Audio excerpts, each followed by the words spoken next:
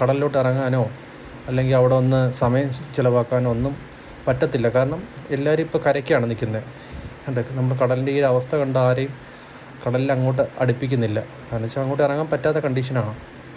അപ്പം ടൂറിസ്റ്റൊക്കെ വന്നിട്ട് തിരിച്ച് പോവുകയാണ് ചെയ്യുന്നത്. അപ്പം നമ്മുടെ ഈ കൊറോണയ്ക്ക് ശേഷം വീണ്ടും ഇങ്ങനെ ഒരു അവസ്ഥയെന്ന് വെച്ചാൽ ടൂറിസം എല്ലാം നമ്മൾ വീണ്ടും ഒന്നുകൂടെ തിരിച്ച് പിടിച്ചുകൊണ്ടിരിക്കുന്ന സമയത്ത് വീണ്ടും നമുക്കിങ്ങനെ ഒരു അവസ്ഥ വന്നെന്ന് വെച്ചാൽ കടലിൻ്റെ അവസ്ഥ വളരെയധികം മോശമാണ്. പിന്നെ കുറച്ചൊരു ആശ്വാസം എന്ന് പറഞ്ഞു കഴിഞ്ഞാൽ ക്ലീനിങ് പ്രോസസ്സ് തുടങ്ങിയിട്ടുണ്ട്.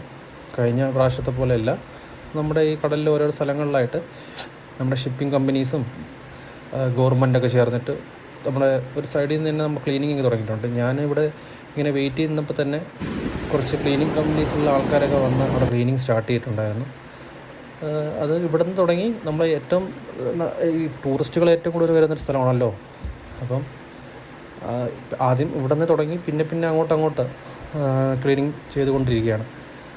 അപ്പം ഇതിൻ്റെ ഒരു ചെറിയൊരു അപ്ഡേറ്റ് തരാനാണ് ഞാൻ ഈ വീഡിയോയിലോട്ട് പറയുന്നത്. അപ്പം നിങ്ങൾക്ക് ഈ വീഡിയോ ഇഷ്ടപ്പെടുമോ ഇല്ലയെന്ന് അറിയുന്നില്ല. അപ്പം അടുത്തൊരു നല്ലൊരു വീഡിയോ ആയിട്ട് വരുന്നുണ്ട്. അപ്പം ഇതിപ്പം നമ്മുടെ ഈ കടലിൻ്റെ ഈ ഒരു അവസ്ഥയെക്കുറിച്ചൊന്ന് പറയാനായിട്ടോ, പുതിയൊരു അപ്ഡേറ്റാണ്.